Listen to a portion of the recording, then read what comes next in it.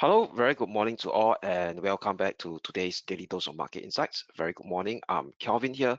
Today will be the Thursday, the 2nd of October, 2025. So as usual, before we kickstart today's Daily Dose, let's have a quick look at the disclaimer first. All right, leverage trading carries a high degree of risk and may not be suitable for everyone. Losses can exit deposits. This presentation is not this presentation is for general information purposes and is not investment advice. Past information is not representative of future results.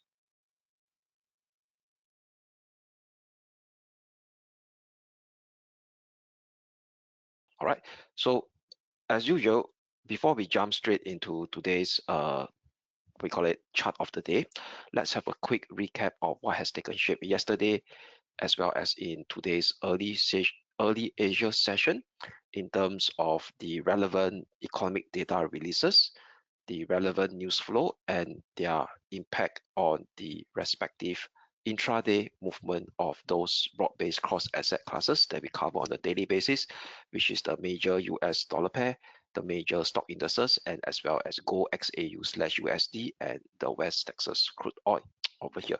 So yesterday we entered into the second day of the so-called US government shutdown. But what's interesting over here is that, like I mentioned yesterday in my daily dose, that government shutdown based on past price action behavior is not bearish for the US stock market. Instead, it's bullish. And this time around, it could be also be a bullish, we call it a sell-up for the US stock market. Later, I'll explain to you all why. But let's look at the price section of the US stock market. So yesterday, the US stock market rallied within our expectations. So for those who followed my daily dose on Monday, I have a full suite of intraday technical outlook setup on all the on the four major on the three major US dollar on the three major US stock indices, pardon me, that we cover on a daily basis, which is covered on a frequent basis, pardon me, which is the SPX 500, the Nasdaq 100, and as well as the Wall Street 30. So all three of them rallied within our expectation. And the top performer yesterday was the Nasdaq 100, led by the mega cap technology stocks. So the Nasdaq 100 surged to 0.5%, followed by the SPX, which surged by 0.34%. So both the SPX and the Nasdaq 100 hit fresh all-time high yesterday. So this is what I mean. So this is the SPX 500 over here. Okay, so it surged all-time high, breaking above the previous all-time high in 22nd of September. So this is yesterday's bullish Marubozu candlestick, what you could see after that bullish reversal that we mentioned earlier on last week, where he hit the 20-day moving average. And also the Nasdaq 100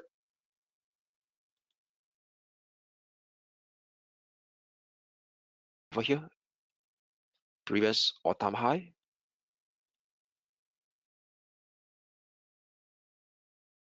Okay, was in 22nd of October, 22nd of September, pardon me, hit another fresh all-time high yesterday on the Nasdaq 100. So, like I explained to you earlier, why the US stock market is bullish in light of a government shutdown. So we know that government shutdown tends to be very negative, where we see potentially government employees being laid off, and this time around, there is a big risk that this layoff will be permanent over here, and also layoff being permanent, that could actually cause the US Federal Reserve to skew towards more of fighting inflation, to to be in a state of rescuing the US economy. That means, i.e., to be much more aggressive in igniting interest rate cut. And the stock market love interest rate cut. Why? Because it introduced more liquidity into the market. So the stock market right now doesn't care about the negative impact of the US government shutdown, but more of the added liquidity that is likely to come from the US Fed that create this positive feedback loop into the US stock market. So that's the strange thing of how financial asset classes behave. They're more looking forward for additional liquidity from the Fed rather than the negative impact coming from the US government shutdown, that we may see layoffs getting permanent, which Trump threatened, that could in the long run reduce US economic growth. But that is for the long run over here. But this is where the additional liquidity will come in. So right now, based on this potential uh, layoff that could be made permanent as threatened by US President Trump, as they play along this brinkmanship maneuver between the House Democrat, the House Republican, and the Senate Republican, and as well as the Senate Democrats, as they jostle for brinkmanship edge, where they want to blame which party that causes this government shutdown, hopefully gaining more seats in the midterm election next year. But most importantly, we start to see the Fed funds futures traders, as being compiled by the CME Fed Watch 2, starts to price in a much more dovish Fed going forward, which is beneficial to the US stock market. So right now, based on the latest probability as implied by the trading price action behavior of the Fed funds futures traders, compiled by the CME Fed Watch 2. Current Fed funds rate, we know, is 4% to 4.25% after that first interest rate cut of 2025 that was ignited earlier in September FOMC meeting. Pardon me. Right now, Fed funds futures has priced in 99% chance, so almost 100% chance that the Fed will do another second cut on the 29th of October 2025 meeting over here. All right, 99% chance to bring it down lower to 3.75% to 4%. And what's interesting over here is that going forward down the calendar, in the last meeting of the year, which is 10th of December 2025, the odds has further increased now to more than 70%. It is now at 88% chance. So previously, still recall that after FOMC meeting, post-Fed chair press conference, where Fed chair tried to actually flip the Brata by playing a so-called balanced tonality, then at that point in time, the potential third interest rate cut for this year in 2025, the odds is only a coin flip, about 57-58% chance. But right now, that has increased further later to 88% chance. Yesterday, it was around 70% chance, which I highlight to you guys. Now it has increased to 88% that the Fed may do a third cut on the 10th of December 2025 meeting. So that actually increased the potential liquidity injection into the US economy, which created that positive feedback loop into the stock market, which I shared you guys yesterday, and that scenario has started to play out. So what we are seeing right now, we are not in a medium term top yet on the US stock market. In fact, right now we are in a bullish acceleration phase on the US stock market, all right, over here. And what's interesting, that the next year, we are now have 3 interest rate cut. Previously, at the start of this week, there are only 2 interest rate cut being priced in 2026. Now there are 3. So how do we see that? By looking at the next calendar date going forward down the calendar. All right. So on the 18th of March 2026 FOMC meeting, now there is a 82% chance that the Fed funds rate will be at 3.25% to 3.5%. So that will be the potential 4th cut coming in on the 18th of March 2026. Okay, then thereafter Stampede, then followed by a slew of 63%, 93%, 75%, 59%. Either the so-called the 5th cut may come in on the 17th of March 2026, 29th of July 2026, or 16th of September 2026 FOMC meeting over here.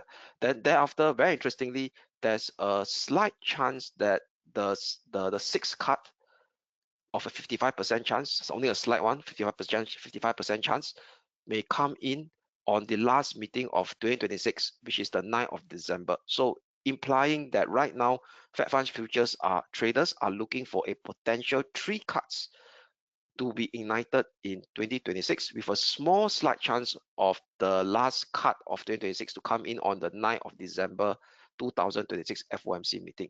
So that created that positive feedback loop into the US stock market, and also supporting this US stock market strength due to a much more dovish Fed was yesterday's lackluster private organization compile job data. So that's considered as a tier 2 data, where yesterday we see the ADP ADP is a private organization that compiles this monthly job data. So ADP employment change data came in weaker than expected, way weaker than expected. So market was looking for a 50k jobs added, but it has a whopping decline of negative 32k job. So a loss of negative 32k job for the month of September.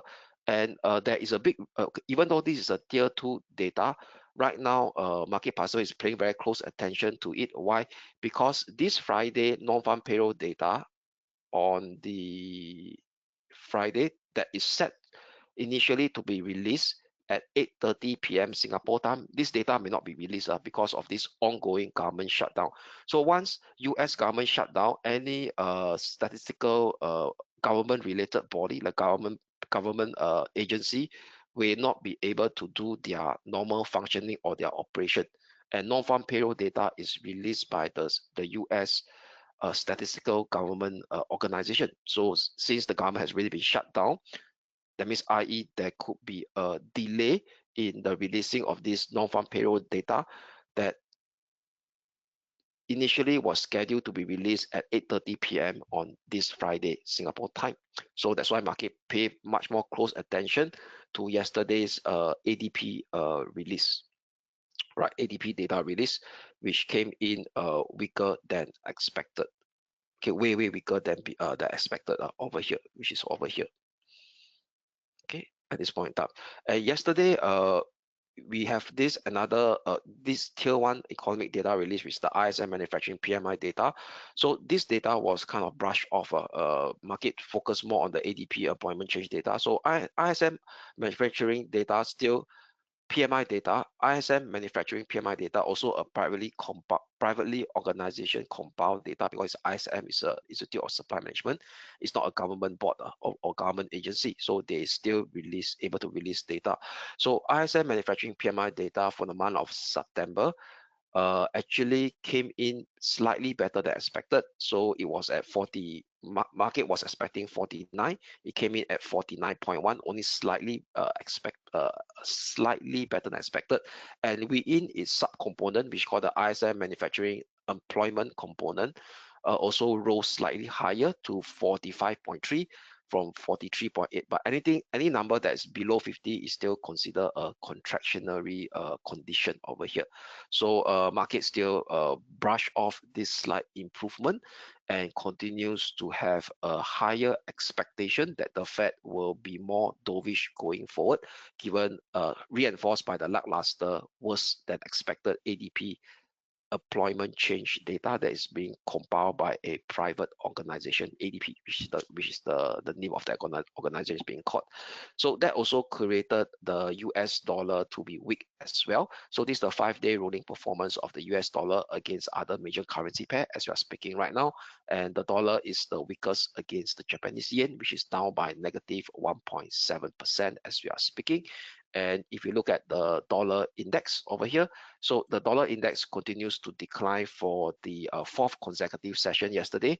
1, 2, 3, 4, trading below the 20-day, 50-day moving average, as now trying to fight for its life at the 20-day moving average. Okay, after have a daily close below the 50-day moving average this Monday on the 29th of September. So yesterday it closed down negative 0.1%. It did a intraday break during the intraday session. It tried to break down below the 20-day moving average and managed to fight back up above it again. And right now, as we are speaking, it's trading almost unchanged. So this 20-day moving average seems to be a rather key intermediate support that the dollar index try to hold. So if we do have a daily close below this 20-day moving average going forward, it could lead to further US dollar weakness. All right, so with this US dollar weakness ongoing, that is being played out by a much more dovish Fed expectation. Gold price also rose as well over here. So if you look at gold price, one second, where is the gold price? Okay. So let's take a look at gold. So gold price continues to rally, hit our resistance level at 3892/907 before pulling back yesterday over here. So let me remove this. Okay, oops, what is it? Okay, so this is gold. Okay, so this should be a green line. Okay, so let's go for the daily chart of gold first. So this is the daily chart of gold. What you could see. So gold yesterday's continues to add 0.2%. Okay, 0.2%. Let's go to the hourly chart.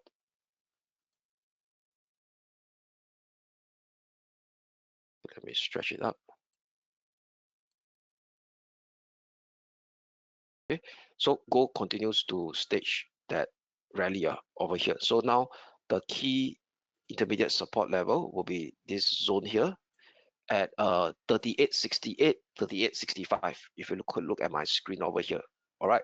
So previously the key we call it short-term pivotal support level was at 3785. That was yesterday's level previously that I highlighted, where is the former minor ascending triangle range resistance.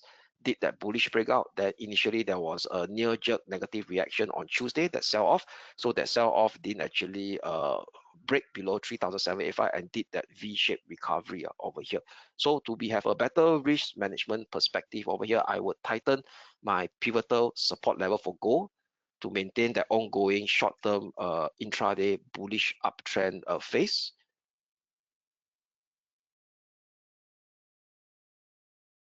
Okay, to this level here.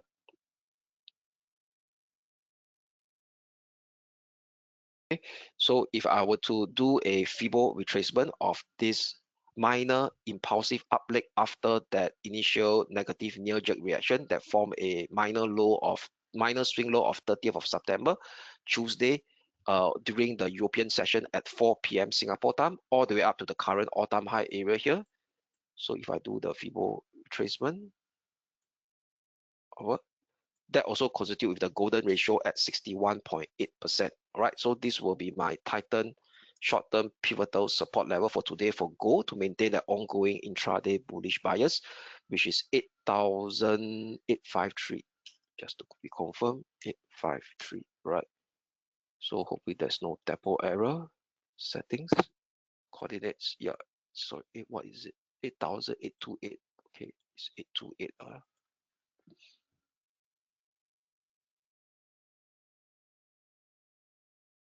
Just to make sure everything is right over here. Okay, so this will be my normal support rate.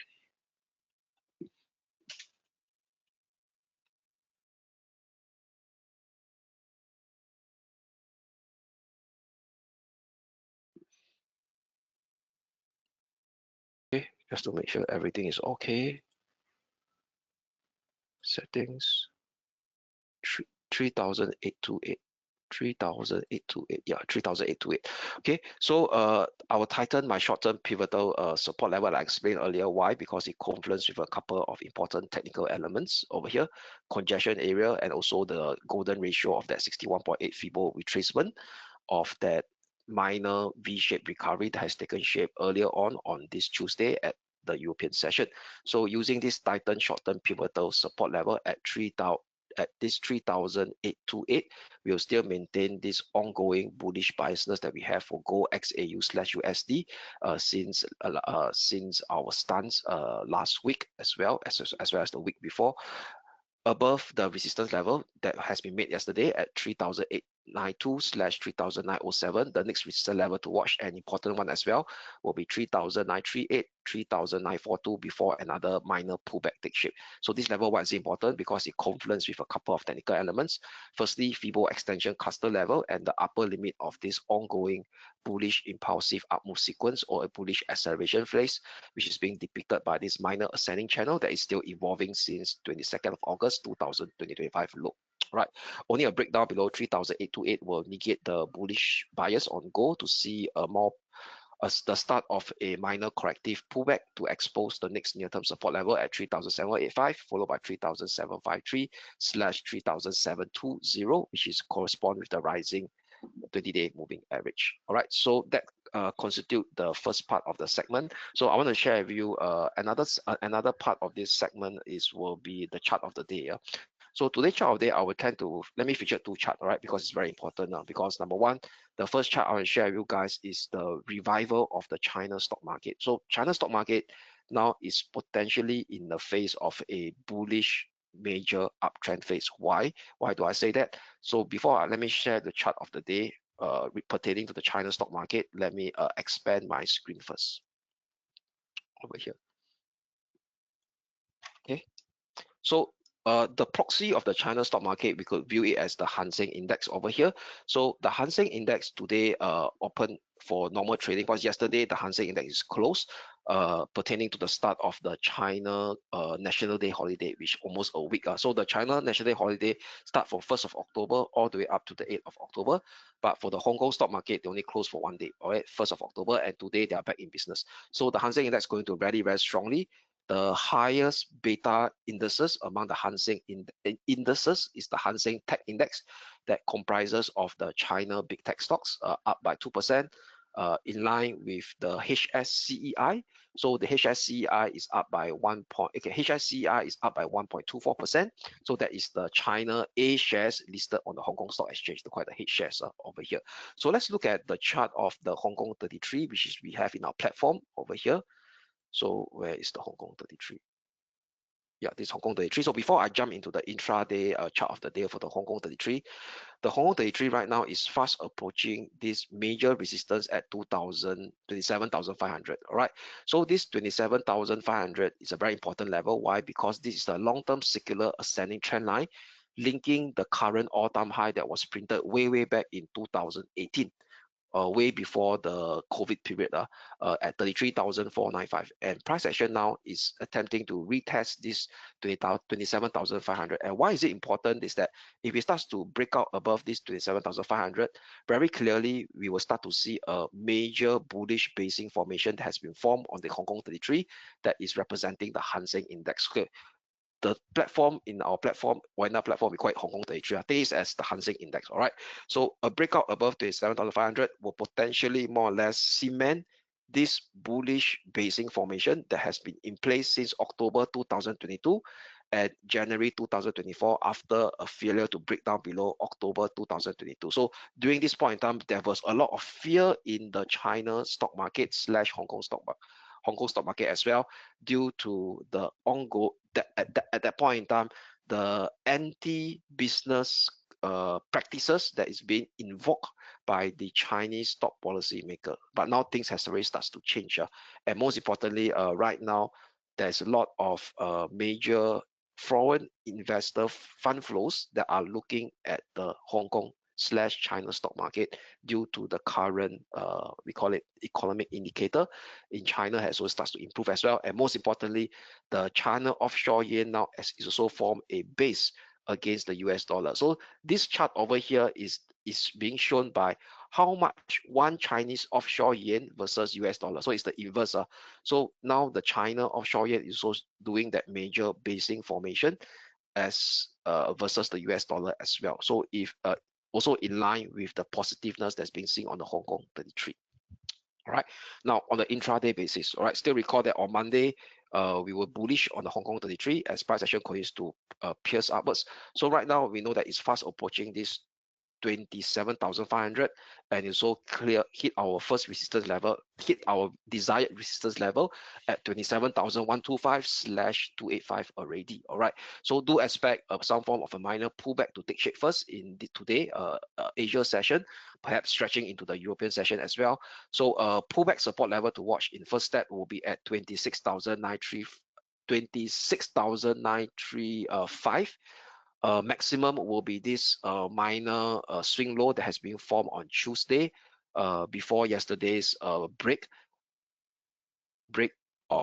before yesterday's so-called public holiday closure on the Hong Kong stock market yesterday. That will be at 26,570. So this will be my Titan short-term pivotal support level that I have for today, 27,570. So still maintain my bullish bias for Hong Kong 33, but bear in mind there could be a risk of a pullback because the RSI has really hit the extreme overbought level and now has really exited from after this overbought level, indicating that pullback will be imminent. So as long as this minor pullback didn't surpass below 26,570, tighten short-term pivotal support that I have for Hong Kong 33, I will still maintain that bullish bias, indicating that there could be another round of impulsive up move sequence to come in for the Hong Kong 33 after this minor pullback have ended. Next resistance level to watch will be the major resistance at 27,500, which potentially could be taken out as well, given the positive technical element that I shared with you on the weekly time frame chart. All right, weekly time frame chart that earlier. After 27,500, in the first step on the intraday basis on the hourly chart will be at 27,710 / 27,730, which is a Fibo extension cluster level. All right, and also graphically, if you go back over here, okay,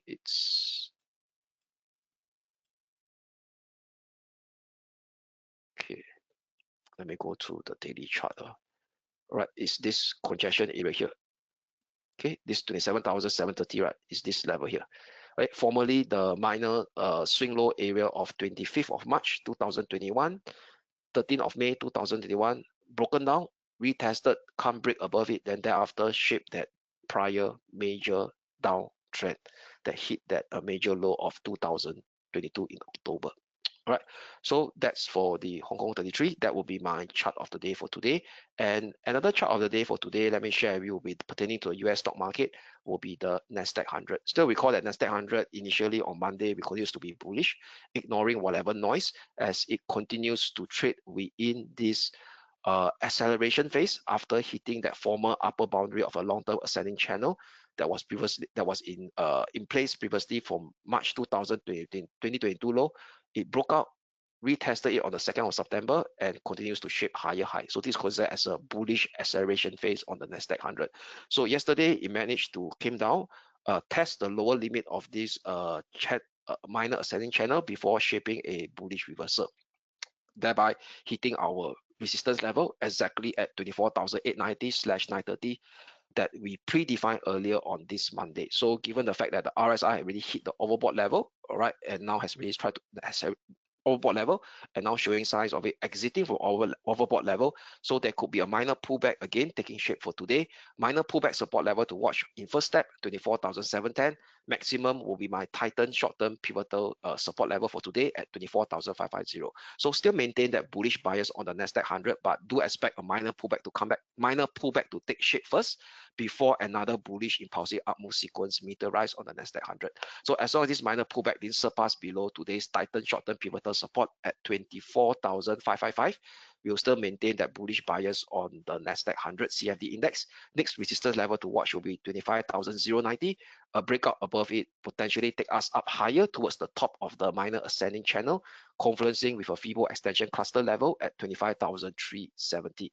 Only a bearish breakdown below 24,555 will negate today's bullish tone to see a deeper minor corrective pullback sequence exposing the next near-term support level at 24,305, which confluence with the rising 20-day moving average and as well as the minor swing low that price action managed to survive on last Thursday. So I'll be on the lookout for a bullish reversal candlestick once it hit below. If the price action can't maintain that bullish acceleration, much more bullish momentum and hit the 24,305 because it's still being kept by key elements that support this ongoing short-term and medium-term uptrend phase of the Nasdaq 100. Okay, so that covers the second part of today's daily dose, which is my chart of the day. So today will be much special because I will feature two chart of the day, which is based on the current importance of their price action that is forming right now. One will be the Hong Kong 33 that I shared with you earlier, and the other one will be the Nasdaq 100. All right, so now let us move on to the last segment of today's daily dose, which is the key events / economic data to look out for today's calendar, which is on Thursday, the 2nd of October over here. So Thursday will be things to look out for in the Asia session will be Japan confidence data, consumer confidence data. So if we start to see consumer confidence data continues to improve, market is expecting it to go up to 35.2 from 34.9 that was printed earlier in August. So with a further improvement of Japanese consumer confidence that will be out later at 1 p.m. Singapore time, that could further, we call it support the ongoing Bank of Japan normalization monetary policy, where they look to hike, not cut, they look to hike interest rate gradually and potentially increase the odds of another interest rate cut of another interest rate hiked by BOJ in December. Okay, so that could further support dollar yen weakness going forward. All right, over here.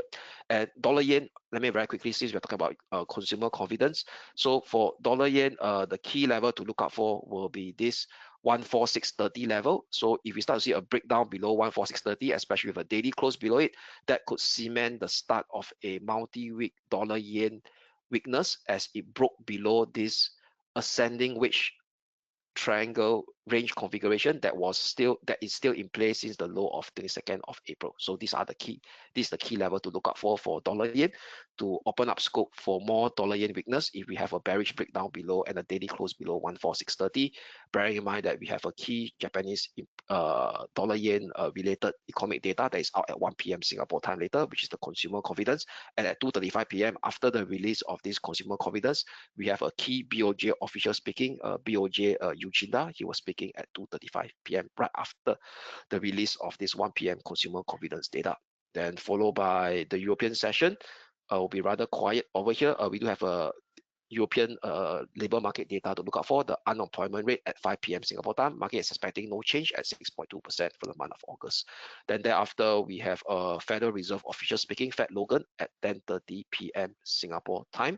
And we also have this continuous jobless claim data that will be out at September, for the week of 20th of September at 11:30 p.m. So this will be government compiled. So I'm not sure whether this data will be able to release or not. So, but do keep a lookout at 11:30 p.m. Singapore time thereafter. And also in tomorrow's daily dose, before the start of the daily dose, we have several key Japanese event and data to take note of. Will be the Japan unemployment rate data at 7:30 a.m. and also the big boss will be speaking. Bank of Japan Governor Uda will be speaking publicly at 9:05 a.m. Singapore time. So that is before the start of our daily dose tomorrow at 11 a.m. So these are the key data and events to take note of. So with that, I'm Kelvin here signing off. Today will be slightly much more in detail because there are key things that is evolving, which is important that I wish to share with you guys. All right, so I wish you guys a great day ahead and we shall speak again tomorrow. Thank you.